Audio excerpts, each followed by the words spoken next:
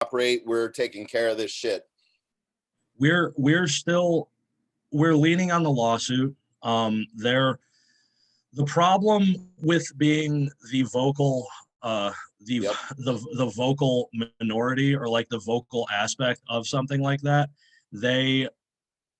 even though we are following the rules, even though we're abiding by every precaution we've set forth, the health department is 1.5 miles away.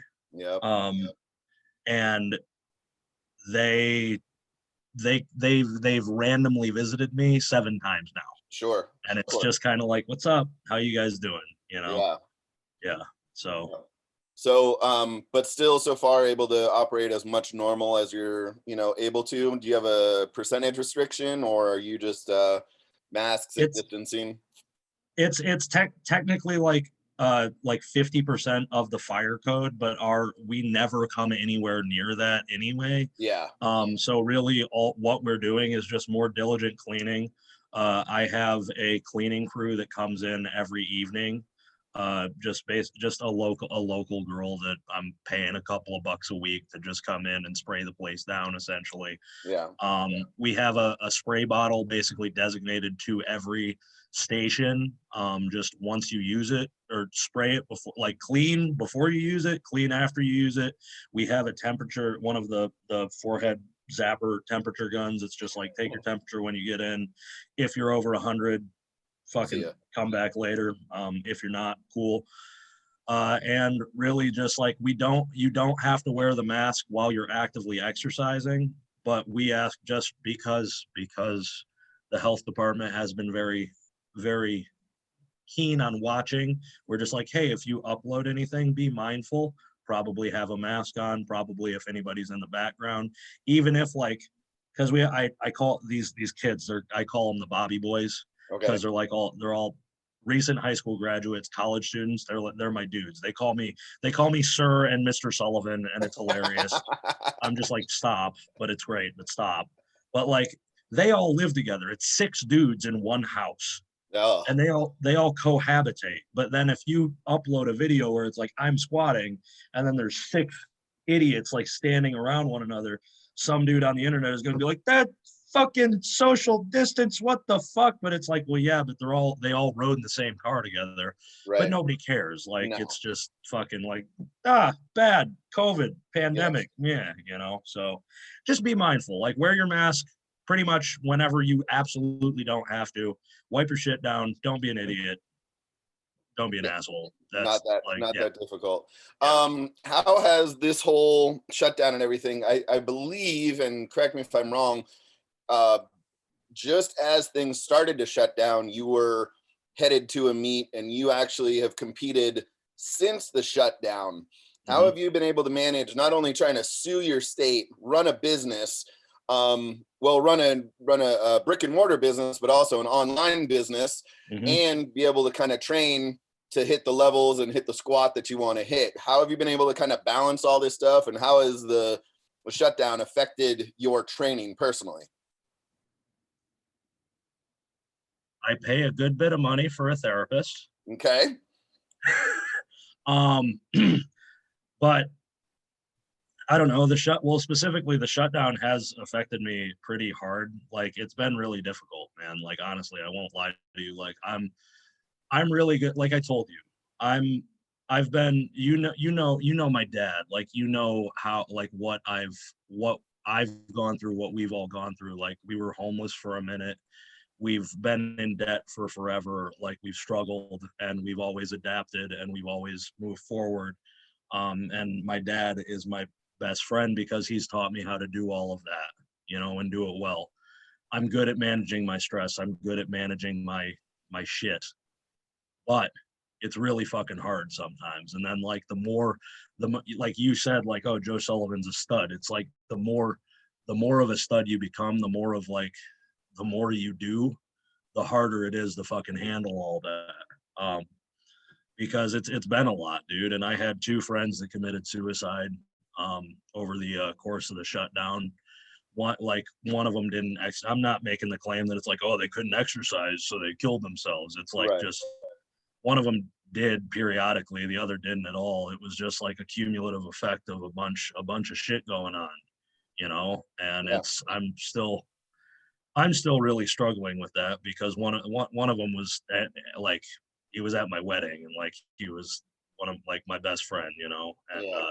he told me, I'm still pissed at him, so fuck you, Brian. But like, like 3 days before he killed himself, he was like, bro, I'm gonna come down to Columbus, we're gonna hang out, like it's gonna be great. And I'm like, fuck yeah, dude, like that's gonna be so cool, like sick, you know. And then he ended up taking his own life like a couple of days later on Halloween, and I'm like, that was the stupid motherfucker's call for help or some shit. But I'm just kind of like, I don't know. I like, if I don't know, I'll go off on a fucking tangent, but it's like, if the dude like needed help, he should have just been like, fucking, yo, I need you here. I would have drove 10 hours like to get there. But it's obviously like shit's been hard, because like I've had stuff like that happen to me. My own stress has literally been fucking unbelievable. I don't know, man. I don't know how I did it. It's just kind of one of those things, like you either do it or you don't. If you get it in your head that like, this is what I'm going to do, I'm going to survive this, I'm going to endure this, I'm going to make it through this darkness or storm or whatever, no matter how fucking hopeless it seems, you always know that like you have to know that it can end at some point, and you'll come out better on the other side if you choose to be better on the other side, you know. And it's just, that's really all it is. Like, I've had to I've had to cut training sessions short. I've had to like do like accessories in the evening. I've had to like warm up, and then like I get interrupted, and then I have to warm up again. And like, I don't know. It's really just, I use the scheduling app on my phone like a motherfucker.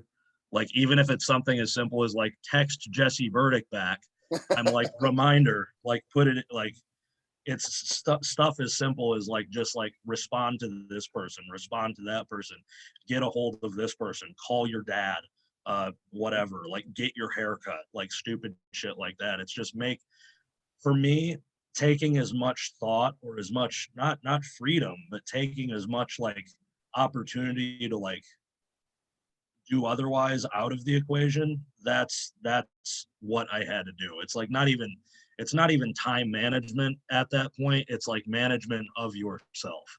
Right. And you know, as casually as you kind of glossed over that, that's a really fairly impressive thing. And I mean, you kind of touched on it with dad and everything. You know, how have you kind of arrived to this sort of mental standpoint where you are like, well, I just did it because I decided to do it? We get so many questions where it's like, how do you start? What's your motivation? You know, how do you get motivation? All this other stuff. How do you answer those questions for someone who, you know, has gone through a bunch of shit and has come out on the other side, and, you know, continues to have to fight through that tunnel and hoping that it's not another train headed your way? You know, you casually kind of smile through it, and I know it's not as easy as a casual smile through. You're one of the few people in the powerlifting community, besides I would say Mark and myself, who have and Dave, who has casually talked about, you know, mental illness and, you know, things of this nature, to where, you know, there is a lot to overcome. So was it just experience that has kind of got to you here? I mean, you know, help us kind of, you know, understand a little bit of that, because that's always a question that we're going to get, you know, asked is, how do you start? You know, what's your motivation? How did you figure out how to do that? So how did you figure out how to do that? Well, it's like I've already brought him up, and I'll continue to bring him up. But it's like, it's my dad, you know, like, and I don't want people to think like, like I didn't have good parents. I don't know. I'm not that dude. So it's like, how the fuck am I supposed to do that? It's not, I just got lucky. I just got lucky that it was my dad, that it was my blood, you know, that was there to teach me how to be a man, and how to withstand trials and hardships and get through it.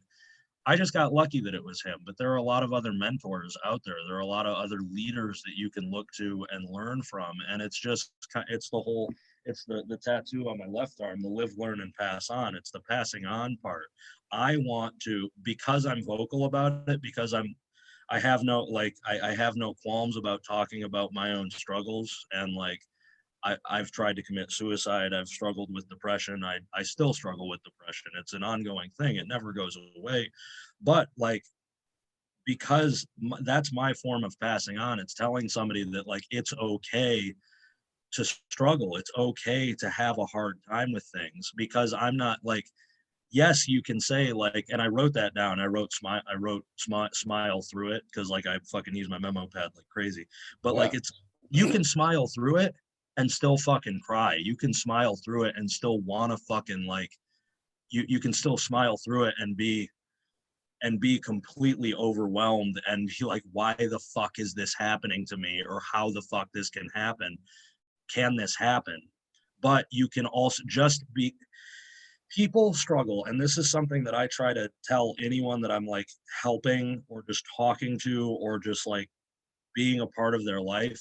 Everyone puts so much emphasis and so much focus on the bad and the negative and the hopelessness and the struggle.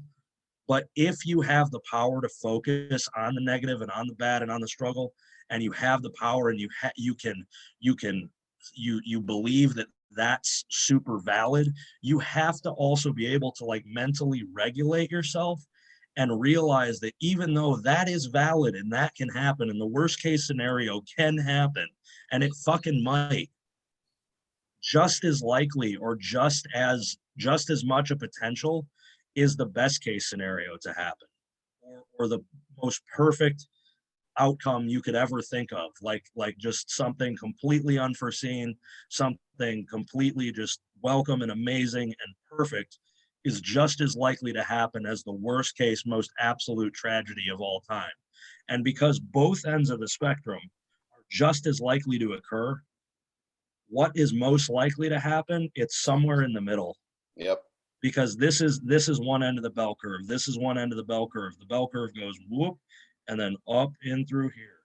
Because this right here, the meat of it, that's what's most likely going to happen. We just always love to prepare ourselves for this super fucking disaster, because we're like, it's going to get worse. It's going to be bad. We're always trying to be in survival mode. But we also have to realize, like, if we think that that's likely to happen, you have to fucking give some time to think about, man, what if it worked out like this? What if I succeeded? What if I went to that meet, and even though my deadlift training has been shit this whole prep, what if I fucking do it? You know, how cool would that be? You know, so just kind of, we're in the middle. Yes, always. And then just practice. And that's the other yeah, there you go. And I know you've given your dad a ton of credit, and Mr. Sullivan, the real Mr. Sullivan, is fantastic. I've got to meet him on a number of different occasions. I'm a huge fan of your dad. But I also want to just let you know how impressive it is for someone like me, who has a background and has dealt with this stuff in a number of different ways. We can really tell, and anyone who is really looking, you can tell how much work you've done on yourself and how much you've educated yourself. And I think it's beautiful that you want to, that you're still working on yourself, but you also want to kind of show other people that, there are different paths and there are different ways. And I think that's awesome. This will kind of dovetail, kind of cool. You talked about mentors and everything, and, just shared the story there. Besides your dad, you got to work with Chris Duffin and Dave Tate. Can you talk about, some of those experiences? And I mean, they're two pretty amazing human beings, and we're huge fans of both of them. And I think if there wasn't Dave Tate, powerlifting, really isn't what it is today without him. Just share a couple stories with those guys, and how they've helped you, and what you've kind of learned from them. Yeah, well, it's the whole adage of like same but different, because Chris and Dave are both, they have more in common than they have different. Sure. But they're also very, very different people. Chris, I look at Duffin, and every time I spoke or speak with him, the biggest takeaway that I have from all my interactions with Chris, whether it's like at seminars or on the phone or just in person at dinner, he is such And both of them, I don't want it just to be like it's mutually exclusive, but like both of them are just so huge on personal accountability. And the biggest thing with Chris is about doing things with intent. And I think fucking Darrington just made a post about this today, but it's like lift with intent. But it's not just about lifting. It's do everything in your life intentionally. Don't just like go through the motions. Don't just be like, well, I told myself I'm going to study for that test, so I'm going to open up the book and fucking sit, and look at it. Go through it and be like, make an effort to retain this information. Make an effort to try harder, to do things better. How often have you seen in the gym someone doing their corrective exercises, their stretches, their soft tissue work, their shit that it's not the powerlifting, it's not the actual lifting part, but it's the stuff that comes along with it that like we have to do to keep ourselves together. And you're just like, all right, couple of fucking pec openers, a couple like arm bends, like, all right, I'm ready to bench. It's like, no, if you actually give a fuck, if you actually want to achieve what you say you want to achieve and do all of the great things that you want to do, be intentional with your warm-ups, intentional with your diet, intentional with your training, intentional with every single rep that you do, because there's paused reps and then there's paused reps. Are you actually pausing? When you're actually pausing, because some people can hold it there and hold it for a long time. Like, I love these motherfuckers out there that are like, oh, fucking 10-second pause rep, but then they just sink it and they just fucking chill there. Right. And I'm like, could you actually do that if you squeezed every fiber of your fucking fist and your forearm into your elbow, into your tricep, into your fucking pec, into your lats, into your belly, into your fucking ass cheeks, into your fucking feet? Could you hold that tension for 10 seconds?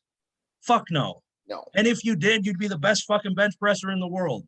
So maybe if you intentionally train like that and tried a little bit fucking harder and gave a little bit more, because there's always more to give, you'd be that much better for it. And that's the biggest thing from my interactions with Duffin, because like, look at the dude.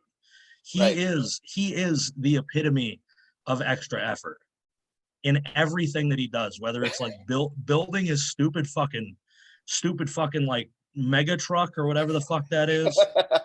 Every squat he does, his fucking diet now is just, he is the epitome of extra effort. And like his whole thing, and I still remember it, the first Kabuki seminar I went to in like end of 2015, beginning of 2016 was, there is always more.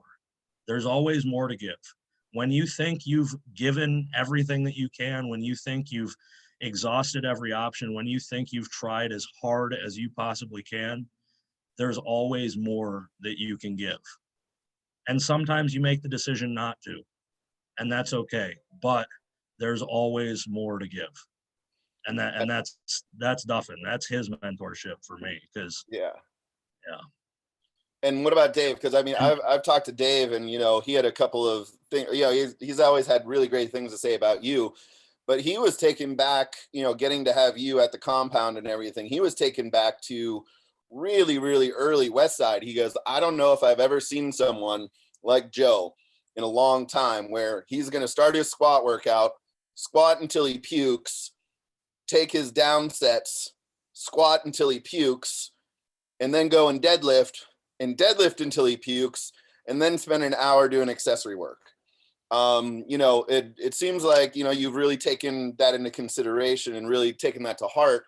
But let's talk about Dave, because Dave's, one of my favorite people in the whole wide world. And, what have you got from Dave, as opposed to kind of, not opposed to Duffin, but, in conjunction with? Well, it's great that you say in conjunction with, because that builds off of what you just said. Also, like Dave saying that about me, that's really cool. Like, I'm like, Jesus Christ. That's awesome. I had to share that with you because it's something I heard. And, to get a compliment from Dave is, it's not few and far between, but I mean, he's always going to build people up when he's talking. But I mean, if he's talking positive about you when you're not around, I mean, that does really say something about who you are. So good on you. Thank you. And like the comparison to the old West Side, I'm like, fuck, that's cool. That's something. So that's cool. But based on what you just said, Dave said about me, where it's like, train till you puke, then do everything that you've written down, do everything that you said you're going to do for that day, and do it no matter if it feels like you're going to die or whatever the cost or whatever the commitment. It's like what you've decided to do, so you're going to do it. That's kind of built on the Duffin thing. It's like there's always more to give. And I mean, I'm not talking about, I would never train stupid, train through injury, or train through, do something that is going to negatively affect me. But if it's just if this is a hard session, if this is what I need to do to reach this goal, it's what I'm going to do. And Dave taught me when I was out there consistently. It was all personal accountability. He would always talk to me. He would always be there to bounce ideas off of and communicate with. But it was always about what do I think?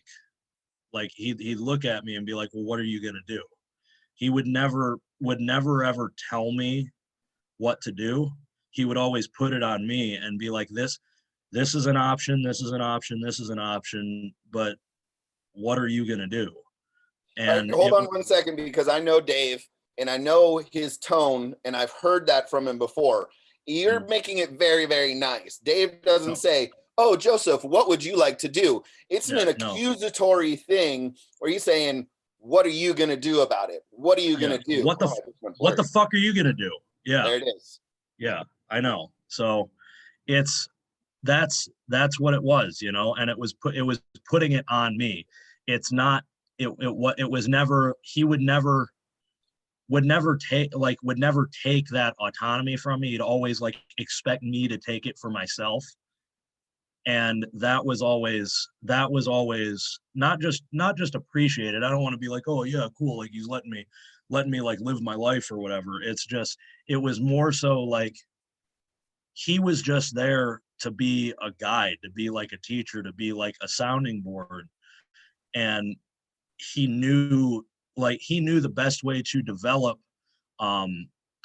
me as an individual, as a teacher, as a sounding board, as whatever, was to allow me to do that myself and not just spoon feed it. And that was always super cool. Dave is the perfect, not the perfect, but an epitome of the type of leader that doesn't make the decision for anyone. He leads you down the path to making that decision. He's one of the most successfully Socratic people I've ever met in my whole life. He literally just draws out the answer from you more than anyone that I've ever met and I've ever been, had the pleasure to kind of deal with. Mm-hmm. Yeah. So we've talked a lot about kind of mental stuff, philosophical stuff, mentors, etc., and how that's kind of brought you to who you are and how that's kind of developed.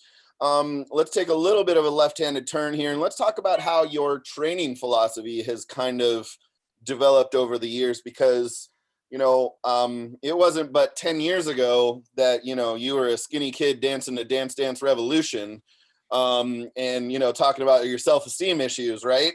Yeah. It's 2020 now. I mean, that's not that far away, over the past 10 years, how have you gone? I mean, you've gone from very skinny. Well, I think you were, I don't know how it went. I think it went chubby, skinny, chubby, skinny, chubby, skinny. Is that how it went? There's been a lot, but yeah.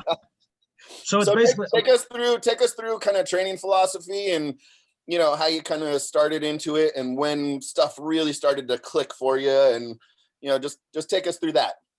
Well, luckily there was a powerlifting club team, whatever, at my high school. So I started lifting when I was 13 years old. I started very, very, very young. I can say I've been competing in powerlifting over half my life, which is hilarious. Yes. That's a ludicrous statement.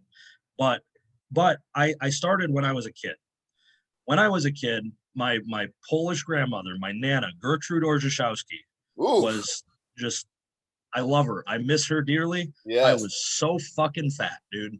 Like I was 285 pounds at 13 years old going in. That's a lot of pierogies, brother. There's so many fucking pierogies, dude. But then scallop potatoes, mashed potatoes, just throw a stick of butter in the center of the fucking mashed potatoes. Just there we go. Yeah. But let's party. It was.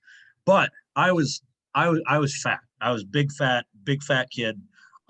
Started powerlifting, started wrestling, started playing football in high school. And I was like, I don't like being fat. This makes me sad. So I lost a bunch of weight. And I remember looking at like Men's Health magazines, and I'd be like, I'm gonna lose a bunch of weight and I'm gonna look like these guys. Exactly. I'm gonna be like fucking jacked, just shredded, you know? And then I'm looking at the chat, and I don't know who the fuck Danielle is, but she's like pay good money to see a pic of Joe in high school. Like they're all over Facebook. They're not fucking hard to find. They're there. I've seen them. They're everywhere. Yeah. Handsome as ever. I fucking guess. But I lost a bunch of weight, and I thought I didn't know what it meant to like actually eat well or like train well. And throughout the course of my high school life, I eventually got to 168 pounds. So I lost over 100 pounds. I competed at the state championship my senior year in the 171 pound weight class. And I looked like a fucking Pez dispenser because I had just giant fucking head, but I was just skinny. I just had like, I had no muscle. I was like skinny fat. I did have muscle. I was a wrestler. I was kind of muscly, but I was just fucking wiry. I was tiny. So like, I was like, fuck, I don't look like these guys. I want to be like jacked, I guess. And then I'm like, how the fuck do I get jacked? And then I'll like go on my fucking Google machine and I'm like, how do I build muscle? And then I fucking go down the bodybuilding.com rabbit hole. And then I'm like, oh, wait, okay. Yeah. Then go to college and I start lifting weights more seriously because I was powerlifting, but it was like high school powerlifting. So it was just kind of fiddle fucking around, like not really knowing what you're doing. Did you have a coach? Yeah, I had Brian Birchmeyer and John Zinsmaster. Love those guys. They set me down the path. But it was just, dude, it was like 2007, like, and it was like single ply USAPL shit. Like people were just kind of do like upper lower session, like 3x6, then do 3x3, fucking do some accessories and get the fuck out. Put your suit on that doesn't really fit, put your wraps on, even though they're not really fucking, they're just kind of there. They're not really doing anything, and just fucking take a big breath and be like, and then fucking slam into the hole and see what happens, you know? Perfect. Like you just described the USAPL's history. That's amazing. Seriously. But yeah, it was just kind of like nobody really knew it really, like what it was, nothing like it is now. Right. So it was great. It set me on the path. It was awesome. But I look back and I'm like, man, if I like, fuck, well, I'd be so much further, whatever. But I mean, if I grew up in Columbus, I probably would have ended up at West Side, and then I'd be in Multiply right now. Yep. Or broken or more broken. Probably. I mean, according to the numbers, you'd be more broken and a bouncer at a strip club. Hey, dude, I miss working security. I like working securip. That shit's well, fun. I'm not saying anything about it. I'm just saying by the numbers, West Side Barbell has kicked out more, strip club security guards than I think any other, they're about as good. If you want one of those, you go to West Side Barbell, you'll get a couple of them no matter what, if you're ever searching for them. Yeah, that is true. But so I did that, got into college, started actually like competing just on my own, not like going to high school meets, and just fell into it. And I mean, over the course of that period, I would go from I competed in 180, the 181, the 198 weight class for a while. 2016, 2015, I hit a 1725 total at 198.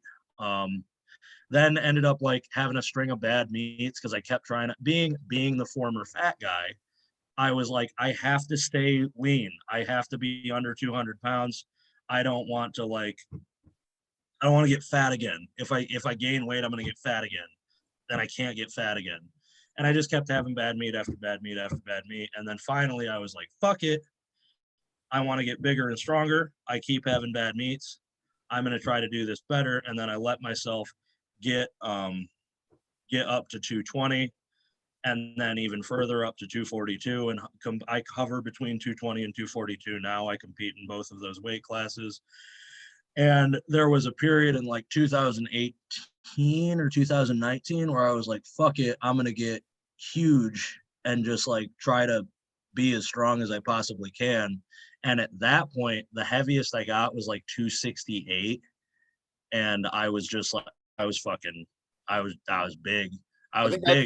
You came to Record Breakers and you totaled like 2,000 in sleeves, right in that.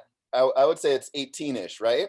That about a year before that. That was like right in the midst of me like doing that. And I'm like, I'm just going to get fucking huge. Yeah. And then at the end of that, I don't regret it, but I'm positive I could have done it because I was in wraps and I took 905 for one.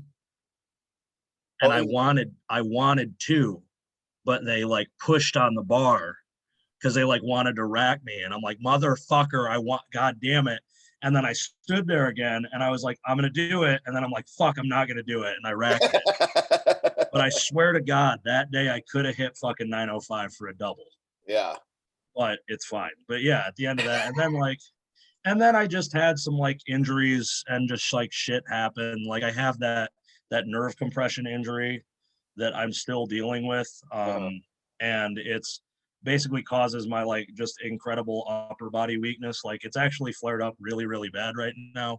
I'm probably going to put a post up just kind of in like an educational thing for people. I failed a 225 bench press yesterday, which is like upsetting, but it's fine. Smile through it. Yeah. Exactly. But seriously, so I'm still dealing with that. And that was just kind of like, if I'm not able to be at my strongest, being this big does not serve me. So now I'm just kind of chilling comfortably where I'm at. Cause I'm like 238 right now. And I'd like to, I don't know. I'd like to probably get down to, or just hang out where I'm at. Cause then now I can choose to either compete at 242 or 220. I just recently broke that all-time squat world record in sleeves, and I just kind of want to continue. Like if my upper body doesn't work, I can still fucking break squat records. Fuck it, man. I don't know. I'll figure it out. But that's what I'm doing. So that's good. So that was more about kind of food and what you did with your body. Let's talk about your philosophy and training, because you went from USAPL, 3 sets of 6, 3 sets of 4, and then some accessories to now. Your training sessions are sometime when you're, in meet prep, 2.5, 3 hours long. So let's talk about the development and, who kind of helped you and what knowledge got you from, high school powerlifting to, Joe Sullivan of today. Well, the knowledge, like how I got there was really just kind of like, not like a perfect storm of events, but it was just kind of like, I always, when I real like wake up moment was when I started competing just for myself in college. And because I was in Cleveland, Ohio, I went to school in Cleveland, Ohio. Obviously everybody's like, well, you got to go to the Arnold. So I went to the Arnold with a couple of my friends. And I was still competing in the USAPL and still doing that thing. And just like, I just recently went to Raw Nationals like the prior year or prior couple of months or whatever. But then I go down there and I see the animal cage and I like meet Ben Seath and Jesse Norris and Richard Hawthorne and Grant Higa and like these dudes, like the OG guys. And I see them and I'm like, and I met Mark. I remember I have a photo. I shook Mark's hand. Yep. And I remember I'm there and I like see these guys and I'm like, wait a fucking minute. These guys are just people. They're just like dudes. And then I'm like, wait a minute. I'm just a dude. Wait a minute. I can do this. I can do this. And I'm like, fuck these guys. I can do this. And it wasn't actually like, fuck these guys. I love all those guys. But I was like, they're not fucking better than me. Like, I can do whatever I can do just as fucking good as they can. Yep. You know, and then ever since then, I was just kind of like, no, I don't want to be. And I mean, no offense to anybody out there. Of course. But yes, I saw the dude, and the world is different now. Fucking USAPL competitors are insane. I don't know what the fuck is happening. The shit is disgusting. Like, what's his face? Fuck. God damn it. I don't think that's his name, but I know. Doesn't matter. It might be. Doesn't matter. But like, just like Ashton Ruska. Like, look, it's disgusting. I'm like, I don't even like. You don't even fucking count, bro. Like, stop it. Yep. Yeah. But like all that shit. Those motherfuckers. They're crazy. But back in 2015 or whatever it was, or 2014 or 2013, whatever it was, I was like, the guys winning Raw Nationals. They're not that cool. But then I see the animal cage and I'm like, those guys are cool. They're crazy. I'm crazy. I like that. So I wanted to be those guys. And then I was like, yeah, I'm gonna be those guys. And then I just eventually like went that route. And then in 2018, 2019, I don't know, 2019, I lifted in the animal cage. And then in 2020, I scrambled and made our own animal event. Yeah, that was so cool. I mean, it was you know, that was one of those things where, you know, you should have been applauded much louder, but because everyone was telling on each other about, you know, being outside with masks on, to have the event that you did at your own gym. I mean, how fucking cool is that for you? Yeah, it was awesome. Like that was super cool because we got word like it was 2 days out that like the Arnold got canceled, and then I was scheduled to squat against Andy Huang, and I just, as soon as it got canceled, I'm like just thinking, I'm like, fuck, okay, this is crazy. And I'm like, fuck, I have 5,000 square feet. Fuck it. When I'm like, I call Eric Schwartz, who was like a former employee, like the former VP of Animal, and I'm like, give me fucking whoever replaced you, give me their fucking phone number right now. And he's like, all right, what are you doing? I'm like, you'll fucking see. Like, are you in Columbus? And he's like, no. And I'm like, then I don't give a fuck. I'll text you. And then he gave me the phone number. I called him. I'm like, hey, let's do it here. And they're like, oh, I don't know. We got to figure things out. And I'm like, okay, fuck it. I hang up with them. And then I start fucking calling the lifters that I know are still there. And I'm like, fucking, we're having a thing. Come here. And they're like, well, I don't know. Is Animal involved? And I'm like, doesn't matter. Come here. This person's going to be here. This person's going to be here. This person's going to be here. They're all going to be here. And then I got a bunch of people there. And then Animal was like, wait, everybody's going to be there? And I'm like, I fucking told you. And then we got Animal there. And it was awesome. This whole fucking thing. And we ended up having fucking Steffi Cohen, Hayden Bowe, all the hybrid people. Jamal pulled 1,000 pounds in my gym. Fucking just, I don't know. There was a bunch of shit. Andy Huang beat me because he's a pussy and didn't want to squat at the same time as me because he's scared. And he outweighed me by like 30 pounds, but whatever, it doesn't matter. And I don't know. There's a whole bunch of cool shit. But we had that party, and it was just like whole year. That's awesome. This whole year has just been like adaptation. Yes. So speaking of really cool squats, I want to know what it's like, because, you know, I've taken some heavy squats, but I've never bent a barbell over my back. How horribly frightening was that? I wasn't so much scared. I was just kind of like, it was just kind of like, I need to do this or I'm going to die. Well, how is that not scared, Joe? Well, in the moment, it's just like fight or flight. And I was just kind of like yelling in my head. And I'm just like, okay, fuck, you know, because I wasn't sure what was happening.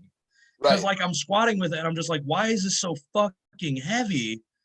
And then I look and the fucking weight is like at my hip and I'm like, fuck. What am I supposed to do? And yeah, I don't know. I'm still fucked up over that, man. Like, honestly, I had a horrible fucking I have a cervical spine specialist. And Yeah. I failed that 225 bench. And I'm getting a fucking MRI next week because he thinks I may have like spinal lesions. So like I may have to have back surgery. Woo! Sick. Which Yeah. which is like that's what fucking caused it. That stupid goddamn barbell. Because if you watch the video, it bends around my Yes. back, and I'm standing there and I'm just kind of like, fuck, all right. And I rack one side, but then I punch my left or my right arm out. And then there's like a brief moment where the entire barbell is like pressing on my neck here.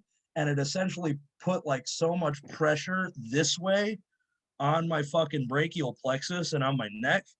I have a compression injury to my thoracodorsal nerve and my dorsal scapular nerve. So whenever it feels like it, my left pec, my left tricep, and my left lat will just shut the fuck off. Yeah. And I just can't use them. And I'll be benching and I'll be like, this is great, this is fine. And then it's like, fuck. No more. And then it'll just stop. Was there any indication? I mean, first of all, did you know what kind of a bar you were using? Because you were at a different gym, and were you traveling, or were you? Yeah, I was in West Virginia for a meet because I was coaching two people there, and I fucking weighed them in, and then they both went back, and they're both eating, and one of them's taking a nap, the other one's just fucking off doing whatever. I'm like, sick. I'm gonna go get my training session in. This is gonna be cool. I'm gonna get my stuff done, and I go to this fucking gym. And I can't even remember the name of it, but I was in fucking like Richmond, West Virginia or something. And I'm like, what's up, guys? Like, fucking, I messaged you on Instagram and you said I'd be able to use a bar here. It'd be cool. Like, what's up? What bar you want me using? And he's like, that one. And I'm like, cool, got it. And I load it up and I'm like, cool, this is fine. This seems a little fucking whippy, but like, whatever. Maybe it's just like, it's their go-to heavy bar. I don't fucking know. I'll just deal with the whip.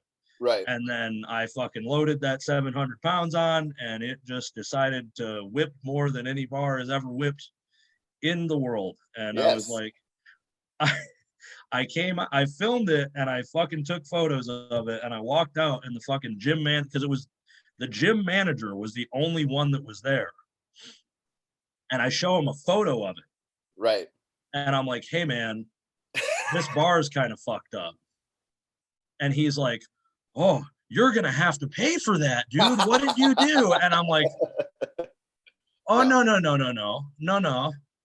And then I scroll, watch the video. And he's like, are you okay? And I'm like, I don't know, dude. I'm kind of fucking freaked out right now. And I think I'm going to leave, but like, just wanted to let you know. So what did they do with that bar? Do you have this bar at the gym? I don't fucking know. Joe, god damn it. I should have took it. That's like one of my biggest fucking regrets, man. I want that fucking barbell. And I want the fucking barbell. But I'm not going to message the goddamn gym because like a year later, when I was recording a video for like a league, the fucking gym owner lost his shit. And he's like, Joe Sullivan's a piece of shit and a liar. What? And I'm like, huh? And he's like, there was a Texas squat bar there that he chose not to use. He just wanted to do this for internet clout. And I'm like, bro, I will drive to Virginia and take a shit on your fucking porch right now. Shut the fuck up. And he's like, you fucking did this just because you wanted to fucking make a viral video. And I'm like, I was 5 weeks out from a competition, motherfucker. Right. You think I give a fuck about your fucking gym? You think I give a fuck about these fucking idiots on the internet? That was a 2018 US Open. I could have won 50 grand. Eat my fucking dick, bro.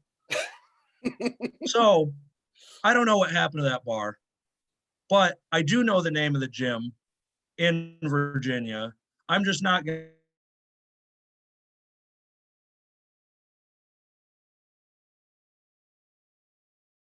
No, fuck you. I'll fucking go to your house and punt your dog or some shit. That's evil. Don't. Well, I realize this is recorded, but whatever. I wouldn't actually do that. Yeah. Out, you know. Fine. No, well, I think you missed a huge opportunity. Hopefully, maybe you'll get it someday somehow. Maybe you can text me the name, and I'll shoot him and be like, hey, let's do this thing, you know, auction off the bar for charity thing, and we'll just get it to you and ship it over there. Well, I mean, it would, I don't know. It'd be so cool because it was like, it didn't like bow like a Duffalo bar. No. It was literally just like a bent pipe. Yep. You know, and like I would just like putting that on my wall would be like great. Pretty badass. Was it bent directly in the middle, or it looked like it was one side just went? It was it was kind of like cockeyed. Okay. Yeah, I don't know. Well, yeah.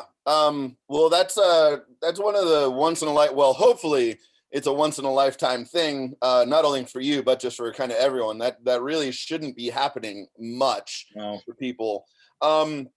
So we want to do a quick meathead quick fire questions for you. Just, you know, we don't have to go into a ton of explanation if you don't want to, but going to ask you for 3 of your favorite upper body exercises, 3 of your favorite lower body exercises. Favorite upper body, are we talking like compound movements or like whatever you want, Joseph? Okay. Favorite upper body exercises. Let's go with the quadruped row, because that's one of the most bang for your buck things. It's like a bird dog row, basically get into the bird dog position, but then like row with the down hand. Bird dog row. I don't fucking know, dude. What's a favorite exercise? Jesus. Fucking bench press when I'm able to goddamn do it. I don't fucking know. Like I'm going in the gym and hitting 507 at the showdown and then fucking failing 225 is pretty fucking annoying. So bench press when I'm able to. So I did a lat and a chest, and what's a shoulder movement? Oh, there's this fucking isolation that it's a tri-set that I got from Ben Pollock, and it's disgusting. So it's like, you'll blow your delts up. It's 3 rounds, 20 reps each movement. So strict side lateral raises. Make sure your pinkies are like up, so you're like pouring a pitcher of water. So three or set of 20, then bend over. So like bent forward lateral raises or forward raises. Okay. So don't go out to the side, go like forward at like a 45-degree angle, set at 20, and then standing front raises with neutral grip, set at 20. Do that 3 rounds. Your delts will get annihilated. Like it's amazing. Perfect. Lower body. Lower body.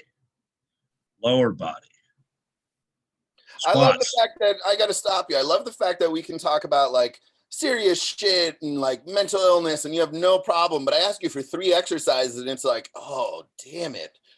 Dude, I don't know. Who fucking like just go. Yeah, no, I know. Well, I don't know. It's like the other shit's the fun part. This is just kind of what I do. I don't know. It's arbitrary. I just want to know like the first 3 off the top of your head, man. That's all I want. No, I don't know. I'm struggling. I don't know. Squats, obviously, any form of squats. I love squatting. Like squatting is. I'm like Dave in that aspect. Like if like worst case scenario, because honestly might have to have surgery up here. If I can't ever like bench press again, I'm still going to squat in some form. I'm going to be like Dave. I've fully resigned myself to this. You were already like Dave when you had your, what was it, your left or right bicep reattached? You were squatting with the safety bar and with something else. And you squatted something like 700, did you not? Yeah, there's actually a video that I've never uploaded. That I go back and forth on uploading. I need to mute this. Actually mute this. Sure, earmuffs, everybody. Okay, I don't know. Well, like because I blew my left bicep at work. Because I blew my right one actually like doing a deadlift. I blew my left one at work, but I was on workers' comp because it was absolutely the work's fault. Like they told me to like not do to do something that was stupid. And I was like, yo, this is stupid. And they're like, do it anyway. And I'm like, all right. And then I tore my bicep and I'm like, well, fucking pay me. So it was through workers' comp. And hypothetically speaking, if you lift weights when you're on workers' comp, you probably shouldn't upload videos. But I've heard stories of someone tearing their bicep tendon and then squatting on a safety bar with no hands. And someone out there may have been strong enough and stupid enough to hit 835 for a triple to a high box akin to Dave Tate. But I don't know if I could ever confirm nor deny those stories that I may or may not have heard. Well, that is about as ethereal as possible. And that's insanely impressive. I call those Bluetooth squats. And that's something that actually, I mean, impressively enough, you like that? See, that goes over people's heads so many times. Like right there, it's no hand. It's like no hand. Exactly. It's so good, right? Yeah, I love that. It's actually something that I do program. And Misha Kokleyev talked about it because he squatted over 700 on a straight bar with no hands. And when we had him here, we were chatting about that, and I showed him the safety bar with no hands. And he was just so impressed. He goes, you need to get everybody to do this. And, you know, people don't even understand it, but I'm glad you did. So, yeah, give me 2 more lower body exercises. This quick fire thing is taking, you know, I mean, quick, there is no quick fire here. It's fucking quality time. Squats, rest, pause, leg extensions. Best way to destroy yourself. Oh my Disgusting. God. I love it. It's just sadism, and it's so for everyone, talk us through a rest pause set here. So it's basically just like high exertion effort. So pick a weight that you can do on the leg extension for like 10 to 15 reps, and then like wherever you would like end in that rep range, it would be like 0 reps left in the tank, like high exertion, supposed to be close to, if not failure. So pick a weight that you can do for 10 to 15 reps. Do that weight for 10 to 15 reps. Rest 5 seconds, and then do another set to failure. Rest another 5 seconds, and then do another set to failure. So it's essentially 3 sets to failure in quick succession. If you want to get really nasty, because one of those where it's like set at 10 to 15, rest 5 seconds, set, rest 5 seconds, set, just doing one is disgusting and will get you yes, it's similar to dog prep training, whoever asked that. That's what dog prep training is. Yes. But it's one set is disgusting. If you want to get really fucking nasty, you can do multiple sets. Do like one set, 10 to 15, rest, do another, rest, do another, but then do another set of 10 to 15 after like 3 to 5 minutes of rest, and that shit will destroy you.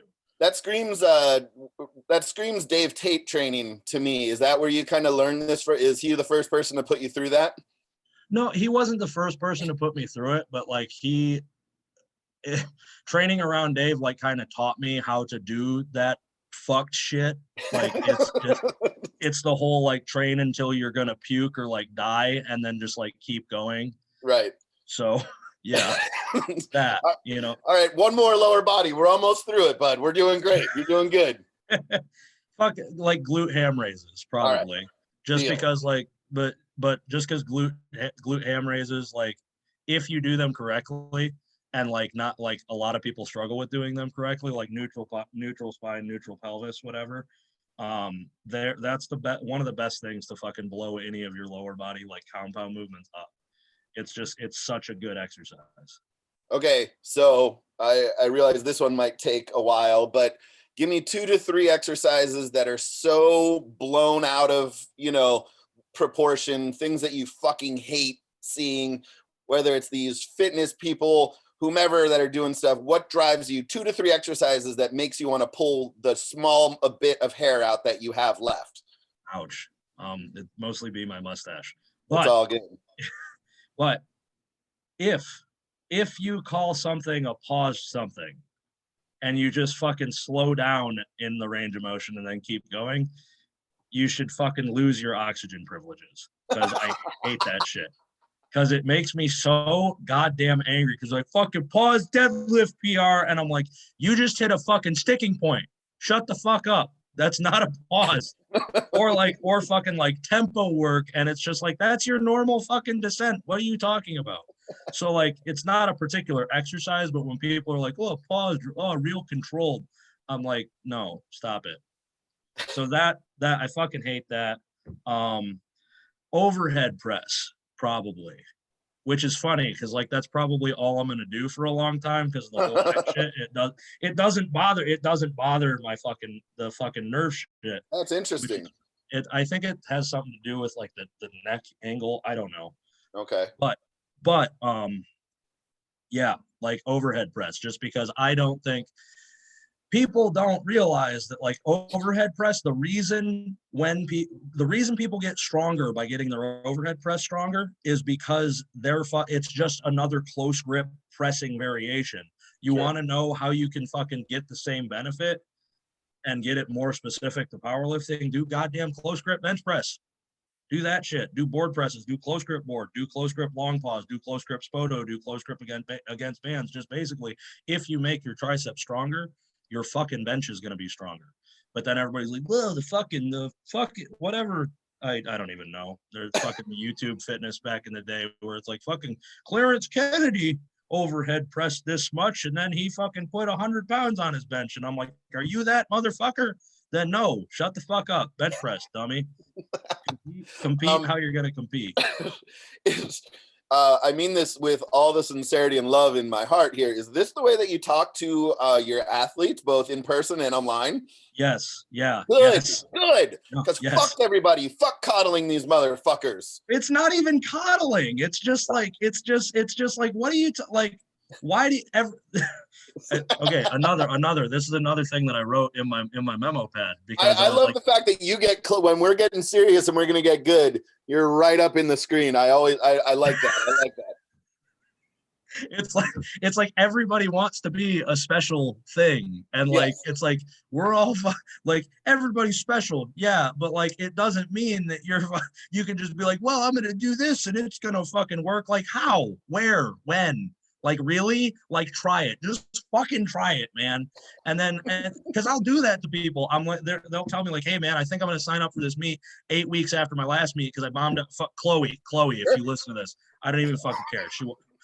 It's like she's fucking, I bombed out because my butt came off the bench. And I was like, I'm going to sign up for another meet 7 weeks later.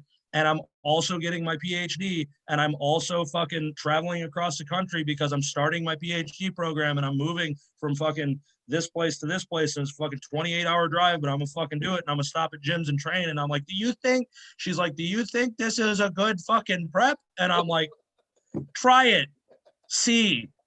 And then now she's like, my fucking openers are heavy. And I'm like, whoa, crazy. Wow.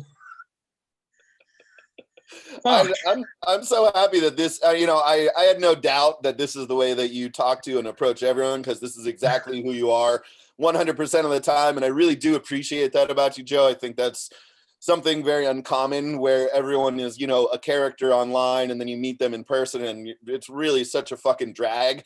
But you're Joe Sullivan 100% of the time. And I've always appreciated that about you. And I always appreciate the fact that this is who you are to your coach, to your athletes, and to everyone around you. And I think that's why you're I'm not going to say you're polarizing, because I think more people like you and love you than they do hate you. But I do appreciate the fact where you're just like, look, this is who I am. If you don't like me, fuck it. That's fine. You don't have to work with me. You don't have to like me. You don't have to listen to me. Turn me off. And you've always been that way, and I've appreciated that. Talk to me a little bit about, your coaching style. What are you doing with your athletes? Because you've had you've kicked out some really, really nice athletes, who are doing some really, really cool stuff. And I think usually in the lower weight classes, you've traveled overseas to kind of coach these people. And, knowing who you are, knowing how you approach things, and, to see an athlete get so pumped up to coach someone to do something that they haven't been able to do, is something that I love to do. And I love seeing other people do that. Talk about how you kind of got into kind of the, you got out of a really cool job to start coaching. When did you fall in love with coaching? And, how did it really, you've really poured yourself into it, both intellectually, knowledge-wise. You're always studying. You're incredibly smart. When did that kind of change for you? Where did you kind of get into, the coaching side of things? And, how have you poured yourself into that? Well, I just kind of, back in college, when I was taking powerlifting more seriously and I got better and better at it, I was like, well, I majored in exercise science, and I'm like, I don't really want to be like a college football coach or like anything like that. I'm big on individual sports. I'm big on the whole personal accountability thing. Like that's why I loved football. I was good at football, but I always loved wrestling and powerlifting more than anything else, because it's like, if you achieve victory, you're the one that did that. But if you lose, if you fuck up, that's all on you as well. You know, that's it. You have to own it, because you're the only one there to own it. And I just took it more seriously. And then I'm not a super social person, but like you said, I'm very polarizing, and I make my opinions known, and just talk to people. I like conversations. So I did that in college, and then in the weight room at John Carroll University, the fucking Corbo, a bunch of dudes were like, man, this guy's strong. Like, what's going on? And we just like talked and just were friends. And I ended up going to a couple frat parties. I wasn't in fraternity life, but like I hung out with the Sig Eps a lot. And eventually I was just like, well, why don't I just write you guys programs and like see what happens? And they're like, do you like, are we gonna pay you? And I'm like, no, I'll do it for free. And I did it for free for a couple of dudes, and they just helped them, and it was just fun. And they trained with me, and I basically like brought these dudes to like the meets I was going at whenever I had a heavy day or like wanted to train and then give pizza or whatever the fuck. Like they were my dudes, you know. And eventually they got really, really strong, and they started competing. And just none of them are still like coached by me, but we're all still friends. And really what happened was, I started doing that, and I just really enjoyed seeing people succeed. And it was cool. Like, it's always cool for me. Like, I broke the all-time world record recently, and that was amazing. But I think I get more like, that's cool, and that's an awesome thing for me to do, and it's like tangible, like this is the outcome of hard work. But I get more like fulfillment, more in like my heart by helping somebody else do that. And when I coach those guys, I was basically like, your guys' payment is just going to be like, whenever anybody asks, like, fuck, like, dude, you're strong, you're going to be like, hire this dude. And then that's how it started, and it just kept going, and I kept doing it, and I kept doing it, and I kept doing it. And now my longest running clients I've had for like 7 years and 6 years. And because that started when I was like 21 years old. And that's just, I don't know. I just get so excited for other people, because like I've been there, and I know how much it means to me, and I know how seriously I take it. So when another person like puts their trust in me and like respects my opinion when it comes to that is like so intimate to them and like so important to them, then I'm just like, fuck, that's so cool. That's like such a level of trust. And it's like, it's not like a relationship, but it is a relationship, because it's 100%. That person is like, I trust you, I respect you, I am willing to listen to you enough that I'm giving you this level of control over this aspect of my life. And that's amazing to me. And then when I can show to them that I know what I'm talking about, and that I like that I can get them there, and then I do get them there, I get them close, it's just like, fuck yeah. Like it's the whole, we talked about it a long time ago, but it's the whole, like, their victory is their victory, but like their loss is our loss. Right. Like if they struggle, or if they lose, or if they fuck up, it's my responsibility. I might, even if they didn't execute properly, I might have like not prepared them enough to like accommodate whatever unforeseen circumstance came up. But if they win, and if they do what they've set out to do, I just laid the groundwork. They're the actual person that executed. Right. And that's the important part. And I just love it. I love it. I get so excited at meets. I love anytime somebody is like, powerlifting meets are boring, I'm like, fuck you. I don't like you. Like I will be like, I like this person to like this level, but if anybody says, oh, powerlifting meets are boring, I'm like, you get fucking, yeah, I could still like you a lot, but like you get knocked down a little bit. Yeah. Well, I think they're extra special for, you know, when you coach and when you put things on, because, you know, it is the level just goes way, way up. You know, if there's ever going to be a situation where you're walking down the street and casually there's a powerlifting meet going on, I'm not sure if I'm going to be incredibly invested in it. But, you know, luckily our sport is, you know, such a niche thing that will never happen. So we might not even be able to walk down the street. Yeah. But hey, we're coming up on an hour and a half of awesomeness, Joe. We have something that we do here. We try and have our current guest ask our next guest a question. And we have a very special guest next time, the one and only Mark Smelly Bell.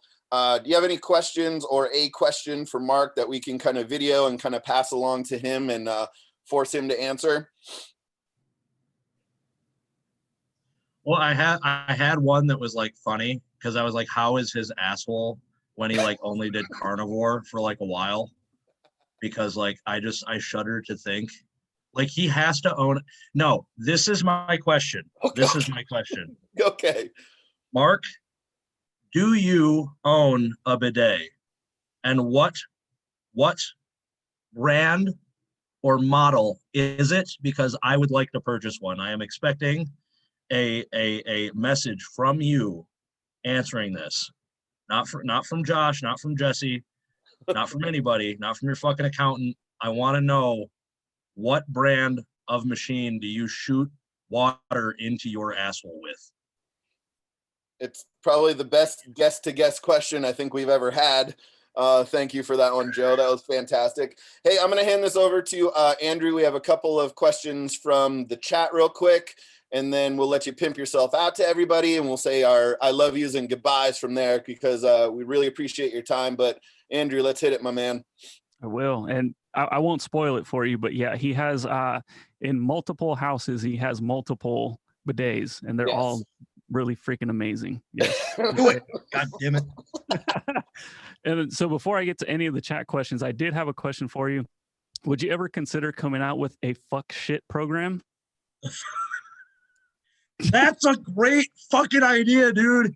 Joe, we've made you so much money. We're writing a book. We're doing, oh my God, Joe. I was just about to plug my next thing too, so I'm definitely making fucking add a fourth of a fuck shit program. Because the Joe Sullivan fuck shit program can just be a list of impossible reps and sets of impossible weights. And when people complain, you just be like, dude, that's what it takes to bend barbells over your back. It's what you signed up for. Like, yeah, exactly. The tagline will be like, have you ever had rhabdo? Well, say or have you ever wanted to have rhabdo? Yeah. Want to get rhabdo? I got your program. Fucking swipe up, link in bio. Love it. All right, here we go. So this one comes from our boy Rob, and he's asking, how many years of training did it take to lead up to that awesome total that at the very competitive weight class? At a very competitive weight class. Sorry for butchering that. 13 years, man. Like my first powerlifting competition was in 2007, and my most recent was in 2020 at the Showdown, and I hit that 2007 pound. Hey, synchronicity, numbers, numerology, weird woo-woo shit. Oh, because I hit a 2000. I'm fucking voodoo. I don't know. I don't fucking know. There's weird shit. I have the third eye tattooed on my chest. I don't know. Fucking weird shit. Good. But good. But 13 years, long time, like long time. I still haven't hit a deadlift PR since 2017. So I think you hit that at Record Breakers, didn't you? I did. I was actually watching. I went back on your Instagram and I saw you're looking around. Yeah. You were so confused that you hit a deadlift PR and you're just coming off. Like, it was one of the best like post deadlift reactions that weren't like a bloody falling over, passing out mess. You just went absolutely berserk, and I love that about that. Dude, I literally started that with. There have been two times I fucking started bawling on the platform, and it was most recently I hit that 822 all-time world record. I just immediately start crying, and I like hug Scott Miller, my coach, and I hug my dad, and we just fucking cry in front of everybody for like 10 minutes. But it was also after I hit that 737 or whatever the fuck it was deadlift at Record Breakers, because that was 19 weeks post distal biceps reattachment. Yep. When I blew that one up, and everybody was like, fucking, you shouldn't do this meet. You shouldn't do this meet. And I'm like, God damn it. I signed up for it. I'm gonna fucking do it. And I went 9 for 9, and it was great. And I also want to applaud you because, very rarely do I correct, questions here, but that was the right answer. And I want to let you know that was exactly Misha Koklaev's answer when someone asked him the same thing, say, hey, how long did it, take you to do this? And he said 20 years. And they're like, no. There's, the language barrier is weird here. How long did it take for you to reach that, what I think total or deadlift or whatever it was? He said, no, you don't understand. 25 years. It takes from when you start until you get that. That's how long it takes. There's no magic amount of weeks, a magic amount of prep, amount of meets that you do, whatever it is. It's the whole time. And, good for you. You answered correctly. You get a gold star.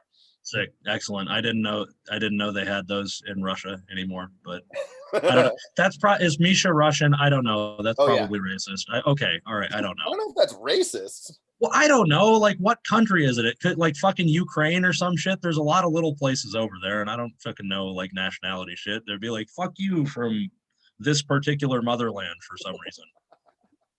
No, he's pretty Russian. Yeah. Okay. Yeah, with cancel culture, somebody will be offended true. About that. You don't want to be canceled by your Uzbekistan. Really going to affect your business, Joe. Yeah, I know it. Absolutely. All right. So next question comes from Danielle, and she's actually watching live right now. So she's currently in the house.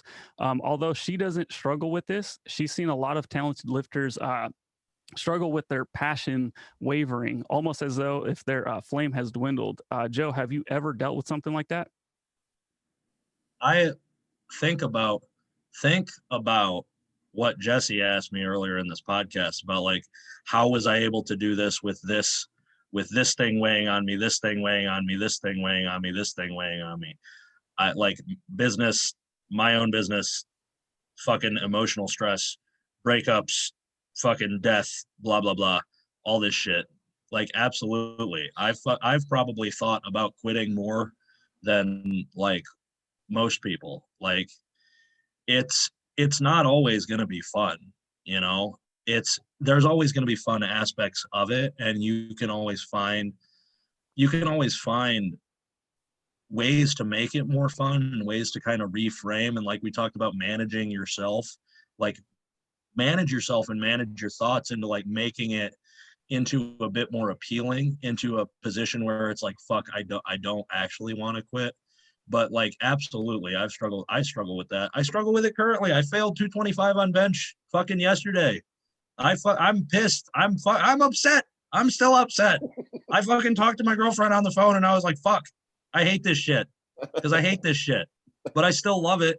I still love it, and I fucking hate it too. So you just kind of have to it's just mindful thought, you have to be okay with thinking about, like, man, is this important enough for me to continue on, or am I done? And if you can safely say this is important enough for me to continue on and to continue to try, then keep going. But if you're at a point where it's like, I really don't want to do this anymore, and that thought doesn't go away, and you can't find ways that it's important to you anymore, then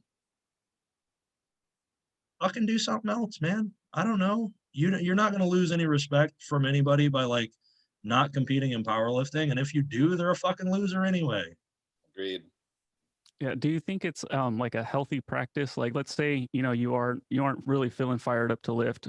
You just mentioned your 225 bench, but what if I don't know, you went into the gym and you got like you made up a random ass PR where you benched 135, I don't know, a handful of times, and you gave yourself a pat on the back. Do you think that's okay to do, or do you think, like, man, if you're reaching that far, maybe you should move on to something else? If that gives you fulfillment and enrichment and makes your fucking day better, and also like you get some physical activity out of it and like makes other aspects of your day better, fuck yeah. Like go bench 135 pounds for 100 reps. I don't know. Like find the little wins. Like sometimes like a win for the day is like just going to the grocery store and not fucking ordering food, you know? Sometimes it's like packing, like people, I talked to one of my clients about that. One of my longtime clients, like I've coached Reed Clark for like 6 or 7 years now. And he's went from like a 1,200 pound total to like a 1,900 pound total. And it's fucking great. But Reed's one of my best friends too. Like he's not just a client. He's like one of my dudes. And he was talking about how he's really struggling with like diet. And I'm like, he's like talking about completely like starting to like track everything and meal prep and whatever. And I'm like, bro, like, don't fucking flip your whole life on its head. That's not going to work. Like, if you think you can, cool. But like, I'm just saying from my experience, maybe just pack 1 or 2 meals. Just give me like 1 or 2 beef, rice, and pepper meals. And the rest of the day, eat mindfully. Like, just don't be an idiot, you know? Like, just pack 2 meals out of the day. When you're at work, don't eat at the don't get fast food and just eat the packed food, you know? And that just make it sustainable. Give yourself the little wins, because like they can't all be big wins. And you're not always like you're not, like you said earlier, you're not pumped up to go to the gym today. Well, it's like, are you pumped up? Are you pumped to? Well, I don't know about Mark, but I was gonna say, are you pumped to wipe your ass every day? Like no. Or pumped to brush your teeth. I'd be pumped to wipe my ass if I had like a gold-plated bidet. I'd take like a selfie every time. But but you're not always God damn it, you're not always pumped up to do the things that you need to do, you know? Like you got to brush your teeth, you got to get your hair cut, you got to fucking trim your fingernails, you got to take a shower.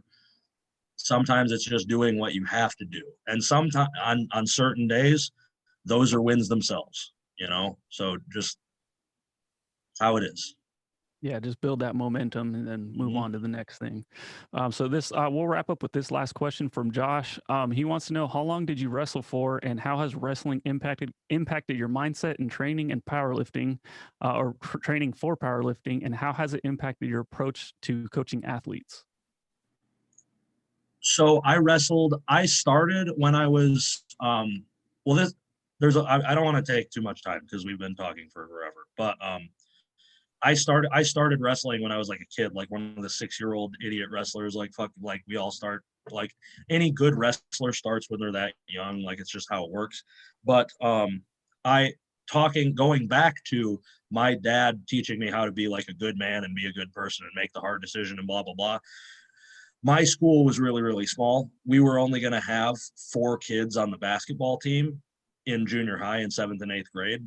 So, or no, 5th, 6th, 7th, and 8th grade. There were only like four guys that wanted to play basketball. And it was like, I have to play basketball if we're going to have a team. If I don't, we're not going to have a team. And I was like, fuck, my dad and I were talking. He didn't want me to stop wrestling. But he always says like, I was super proud of him for making the decision to play basketball, because I made sure that we had a team, because the kids in my grade wanted one. So I started when I was really young, but then there were 4 years where I didn't, because I played basketball. And then I thought I was going to be this fucking basketball star, and then I'm 5'6", so nah. But I wrestled on and off for a long, long time. And the biggest thing that I learned from wrestling is just really what hard work and what personal accountability is.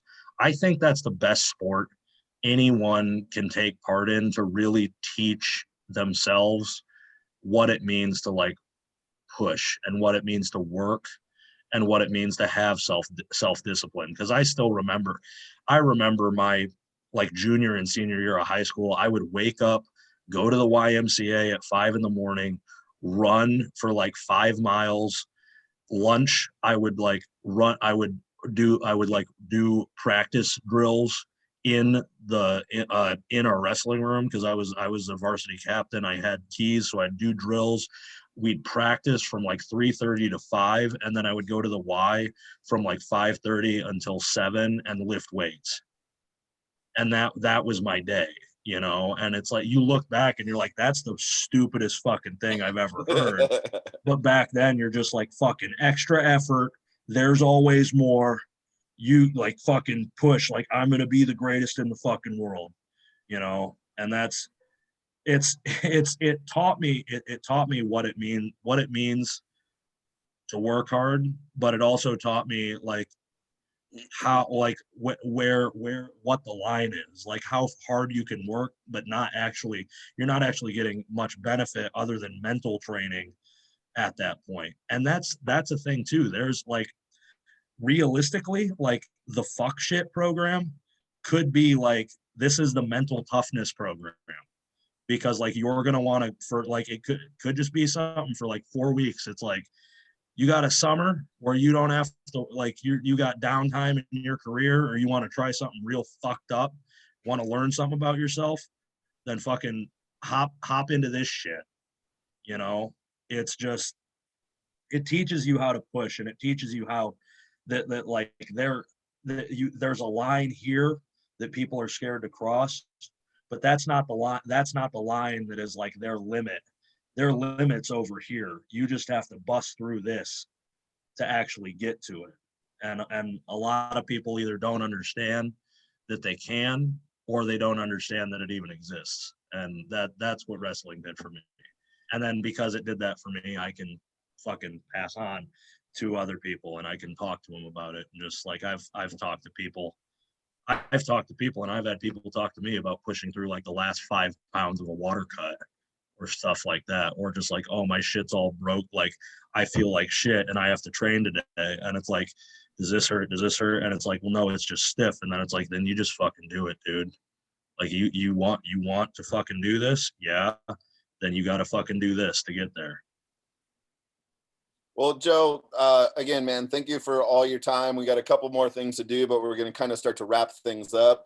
But first and foremost, let everyone know where they can find more about Joe Sullivan and the fuck shit program that is imminent. Well, I am on Instagram at Joe Sullivan powerlifer.com. Oh. I changed it from Joe Sullivan powerlifter. It's the same thing because it still auto populates. But I try to answer all my DMs. Though that's not guaranteed though, just because they get so flooded. So if you want to reach me for coaching, programs, booking seminars, anything like that, go to my website. It's joesullivanpowerlifting.com. I have a little contact me form there, so just that'll plug directly into my email. And yeah, basically just hit me through the website or Instagram.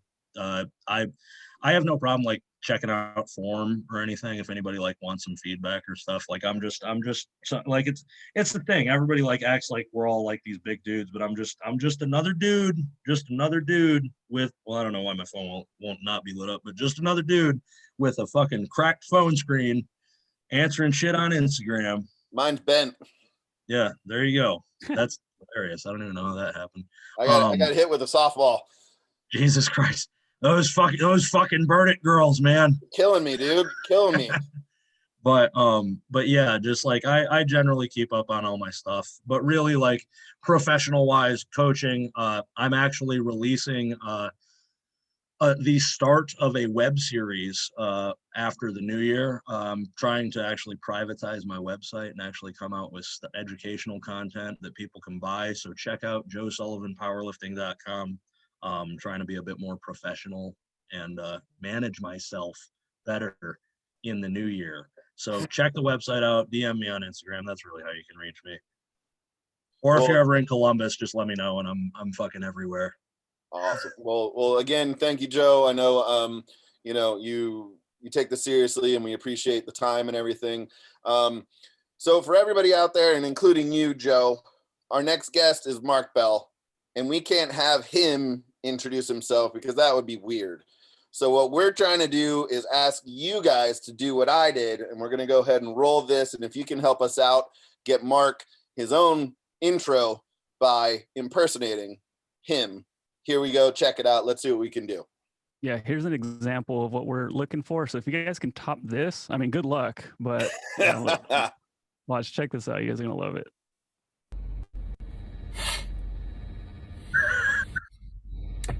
Boy, oh boy, are you lucky to even know, hear about, or smell our next super friend guest. He is the ultimate super friend, the superest of super duper super friends. He's my favorite person in the whole fucking wide of all the worlds. Handsome, intelligent, rich, smells good.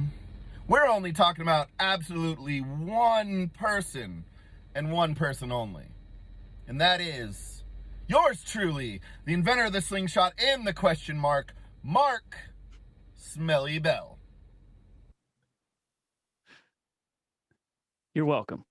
You're welcome. So we're asking everybody out there to do an impression of Mark so we can get him kind of a collage of people who are going to introduce Mark as himself, to himself, by himself, for himself, something along those lines. But if you guys can help us out, spread the word. We want to get a bunch of these because we think it's going to be awesome. But otherwise, spread the word. Super Friends series will continue with Mark Bell next week. Make sure you sign up, get on the list, come hang out. We'll talk poop stories. We'll talk all sorts of fun stuff.